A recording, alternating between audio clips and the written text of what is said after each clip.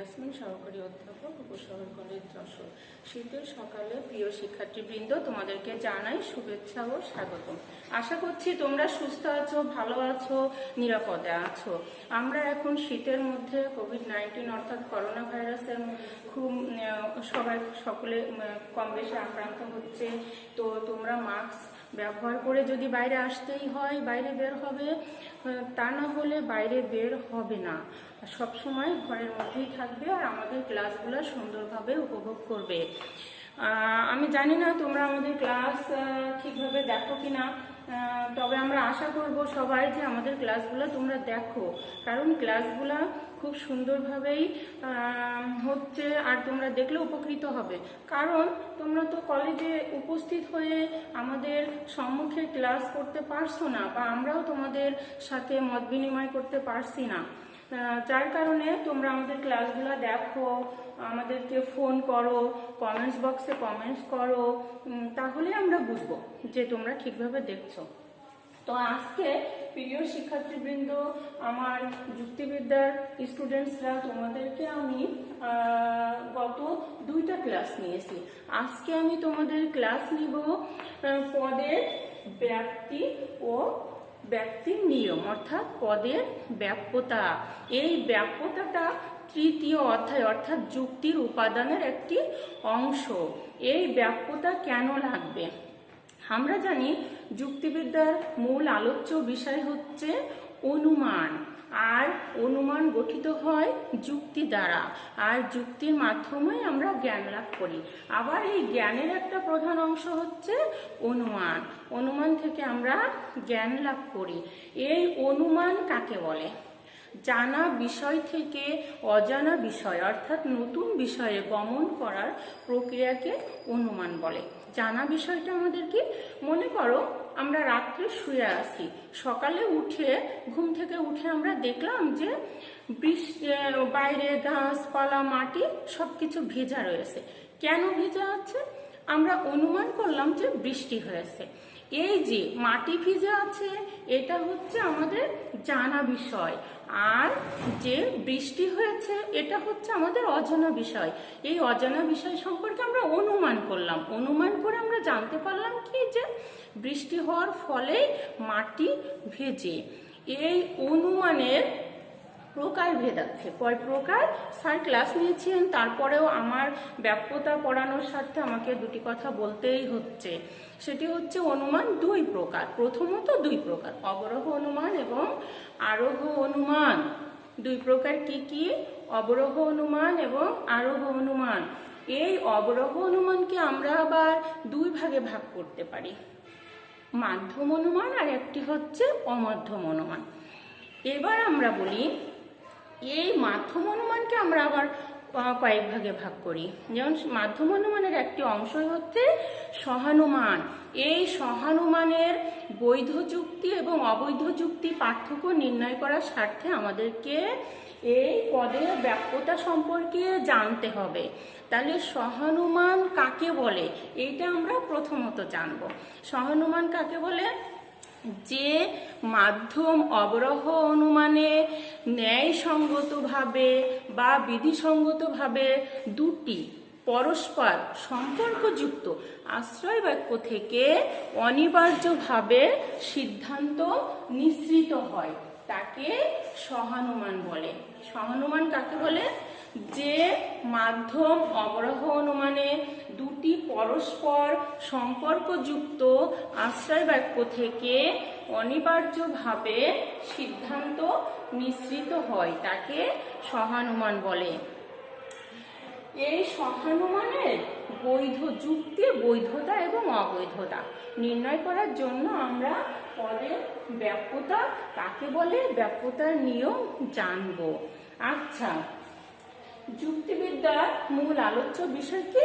অনুমান, এবং অনুমান থেকে যুক্তি গঠিত হয়। আর যুক্তি গঠিত হয় যুক্তি বাক্য দ্বারা। আমরা এর আগে 4 প্রকার যুক্তি বাক্য পেয়েছি। কি কি? সার্বিক সদার্থক যুক্তি বাক্য, সার্বিক ননার্থক যুক্তি বাক্য, বিশেষ সদার্থক যুক্তি বাক্য আর বিশেষ ননার্থক যুক্তি বাক্য। এবার আমরা আসি স্টুডেন্টসরা, প্রিয় শিক্ষার্থী, তোমরা জানো যে গত ক্লাসে আমি তোমাদেরকে পড়িয়েছিলাম যে সার্বিক সদার্থক যুক্তিবাক্যকে আমরা কি দ্বারা প্রকাশ করি। এই 4 প্রকার যুক্তিবাক্যকে আমরা 4টি প্রতীকের মাধ্যমে বা সংকেতের মাধ্যমে প্রকাশ করি। আচ্ছা, তোমরা তো দেখো যে রাস্তায় যখন গাড়ি চলে তখন যদি কোনো বিপদ সংকেত থাকে তাহলে কি লাইট জ্বলে ওঠে বলো তো?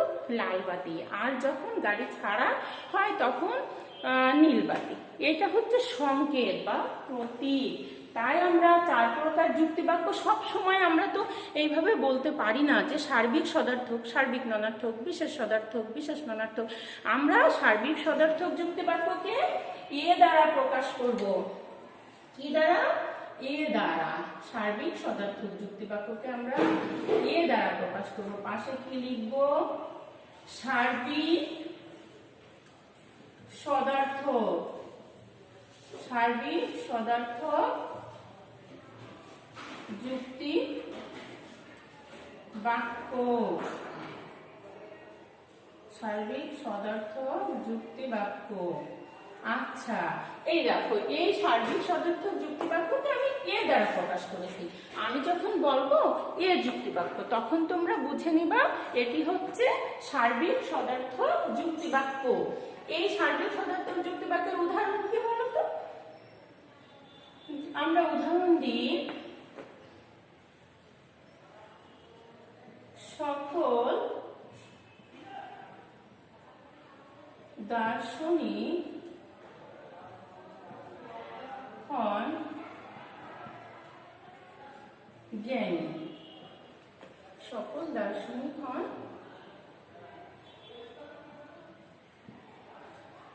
জ্ঞানী।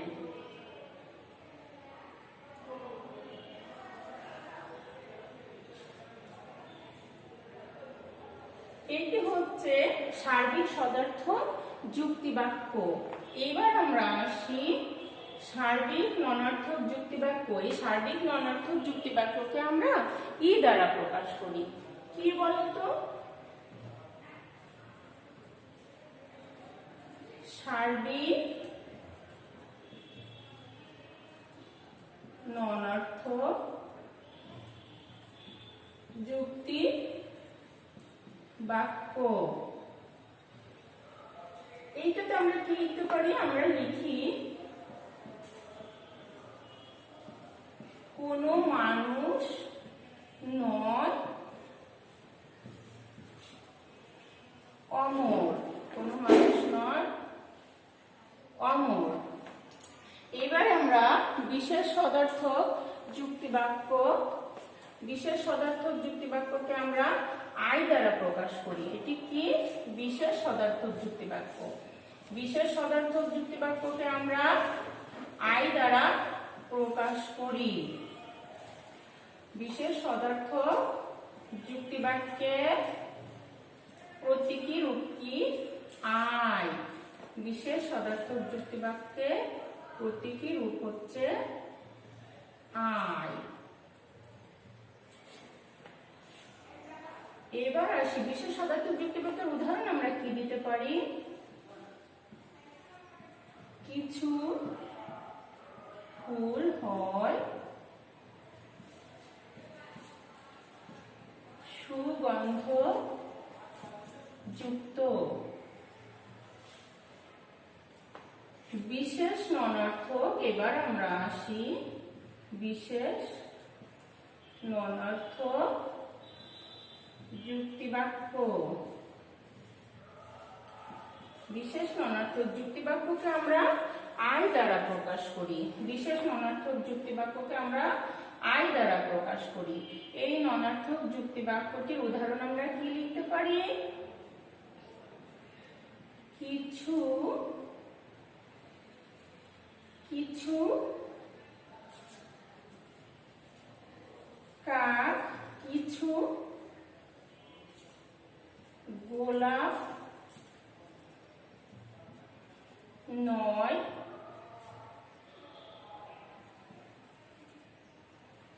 সাদা। কিছু গোলাপ নয় সাদা। এই দ্বারা আমরা বিশেষ ননার্থক যুক্তিবাক্যকে প্রকাশ করি।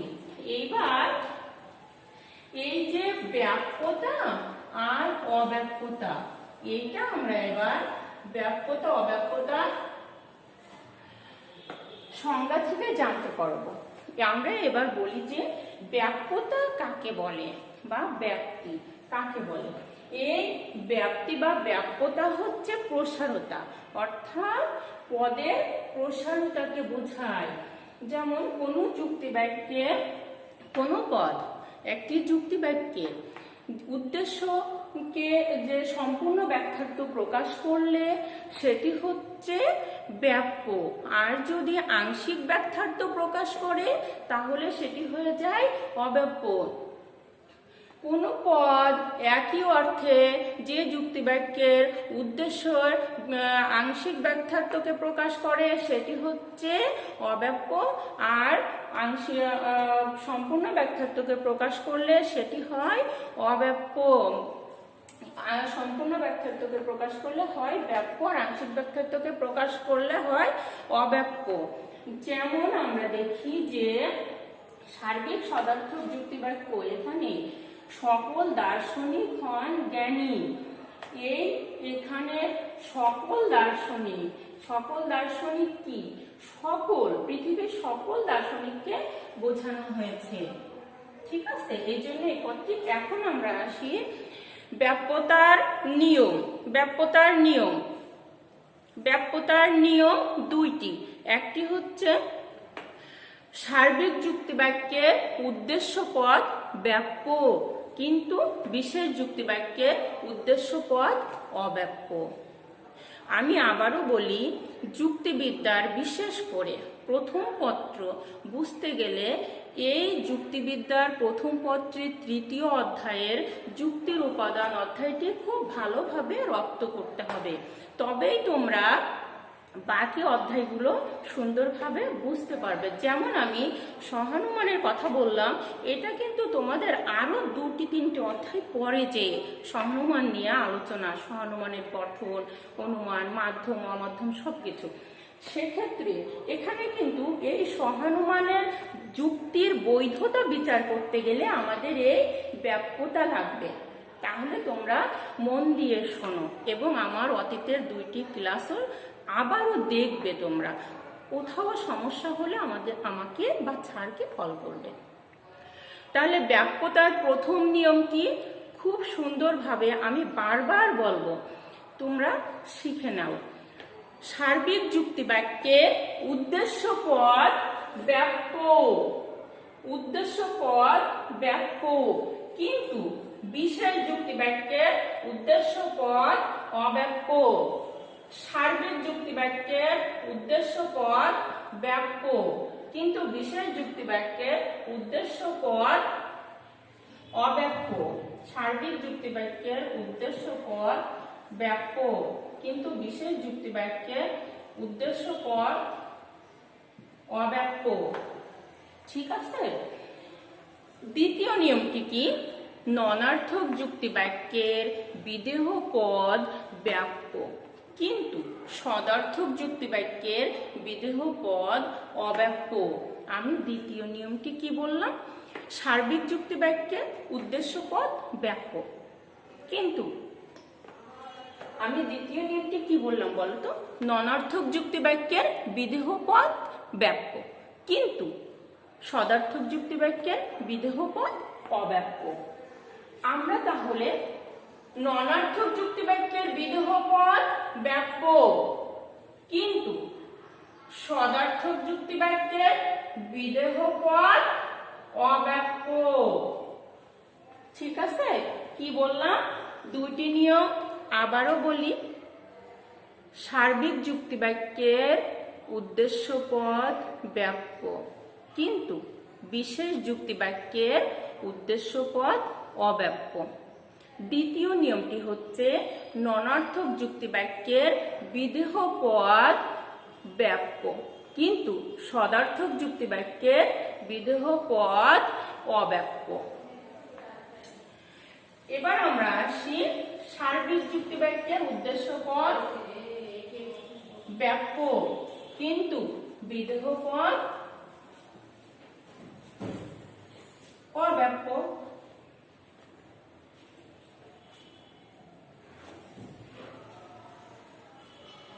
সার্বিক যুক্তি বাক্যে দুটি পদই ব্যাপ্য।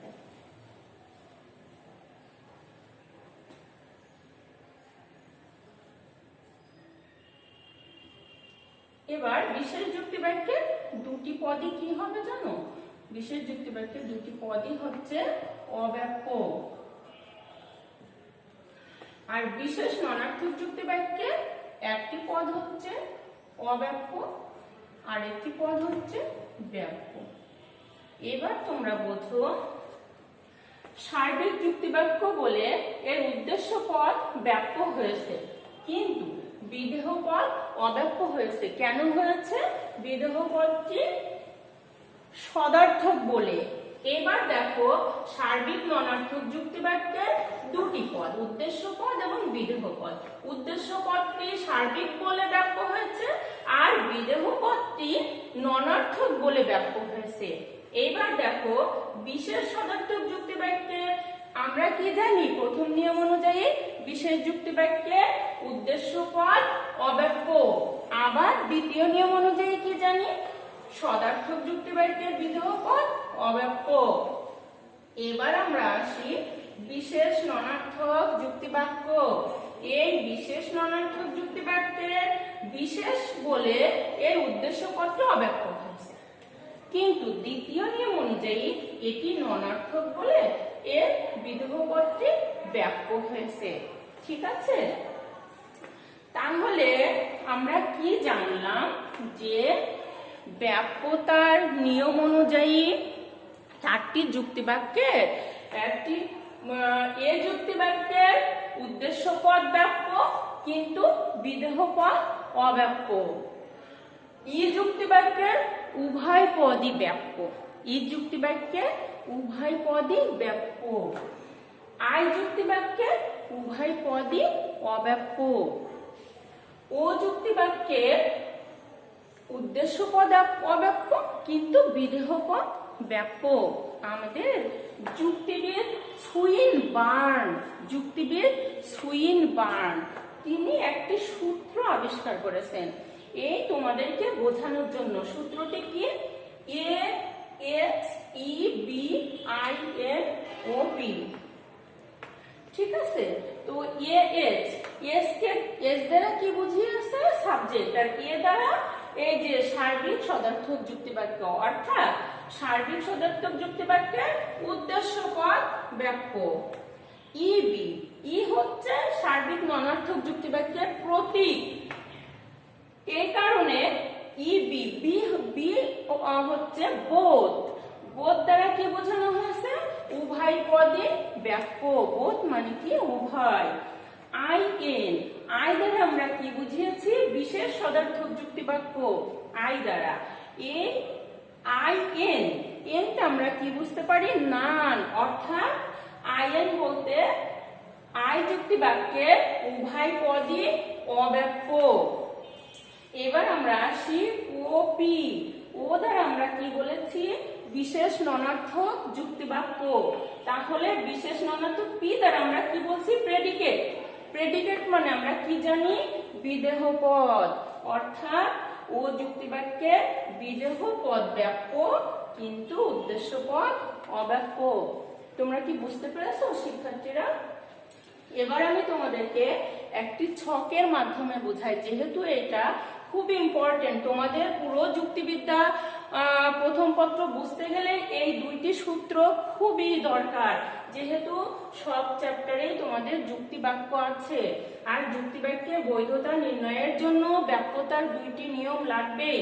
তা এই একটি চিত্র, এটা হচ্ছে সার্বিক সদার্থক যুক্তি বাক্যের চিত্র। এটা হচ্ছে এ যুক্তি বাক্য। এটা কি? এ যুক্তি বাক্য। এই যুক্তি বাক্যের চিত্রে আমরা কি বুঝিয়েছি?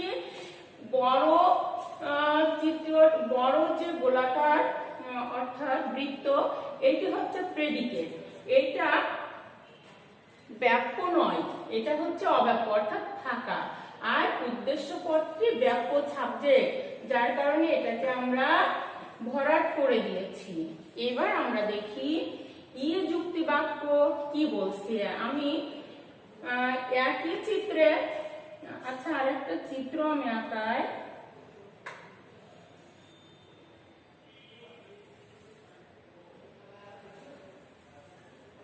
এই যে, তাহলে কি, এইটা হচ্ছে এটা হচ্ছে সাবজেক্ট আর এটা হচ্ছে প্রেডিকেট। তাহলে এই সাবজেক্ট, এটা কি যুক্তিবাক্য? ই যুক্তিবাক্য। ই যুক্তিবাক্যের উভয় পদই বাক্য। ই যুক্তিবাক্যের উভয় পদই বাক্য। কি বলেছি আমরা? ই বি অর্থাৎ বোথ। ই যুক্তিবাক্যের উভয় পদই বাক্য। এবার আমি বলি তোমাদেরকে আই যুক্তিবাক্য সম্পর্কে। আই যুক্তি বাক্য। আই যুক্তি বাক্যের কি বলতো? একটি বাক্য আর একটি। আই যুক্তি বাক্যের কি বলতো? দুটি পদই অবাক্য। তাহলে আই যুক্তি বাক্য দুটি ফাঁকা চিত্র। আই যুক্তি বাক্যের দুটি ফাঁকা চিত্র। ঠিক আছে, এবার আমরা এদিক থেকে মুছে ও যুক্তি বাক্য। তোমরা কি আই যুক্তি বাক্য বুঝতে পেরেছো? এবার আমরা বলি ও যুক্তি বাক্য। ও যুক্তি বাক্যের একটি হচ্ছে বাক্য, অপরটি হচ্ছে অবাক্য। এই যে আই যুক্তি বাক্যের ইয়েস সাবজেক্ট, ও যুক্তি বাক্যের এটা হচ্ছে অবাক্য, আর এই প্রেডিকেট এটা হচ্ছে বাক্য। অর্থাৎ এদেরকে আমরা কালো দিয়ে ভরাট করে দিই। তাহলে আমরা কি বুঝলাম? চিত্রের মাধ্যমেও তো তোমরা বুঝতে পারলে। এ যুক্তি বাক্যের উদ্দেশ্যপদ বাক্য কিন্তু বিধেয় পদ অবাক্য। ই যুক্তি বাক্যের উভয় পদই বাক্য। আই যুক্তি বাক্যের উভয় পদই অবাক্য। আর ও যুক্তি বাক্যের উদ্দেশ্যপদ অবাক্য কিন্তু বিধেয় পদটি আবার বাক্য হয়ে গেছে। তাহলে আমরা আজকে বাক্যতার নিয়ম খুব সুন্দরভাবে জানতে পারলাম। এরপরে আমি তোমাদেরকে সহানুমান নিয়ে আলোচনা করব। সহানুমান নিয়ে আগামী ক্লাসে তোমাদেরকে আমি দেখাবো সহানুমান সম্পর্কে। আজকে এই আর কিছু কি প্রশ্ন আসতে পারে এই তৃতীয় অধ্যায় থেকে, কেমন প্রশ্ন আসতে পারে তোমাদের এমসিকিউ বা সিকিউ, সেটা দেখানোর পরে আমি আগামী ক্লাসে সহানুমান নিয়ে আলোচনা করব। তো আজকে কিছু বলি, যেমন এই যে বাক্যতার সূত্র কে আবিষ্কার করেছে? কে আবিষ্কার করেছে বাক্যতার সূত্র? আমাদের দার্শনিক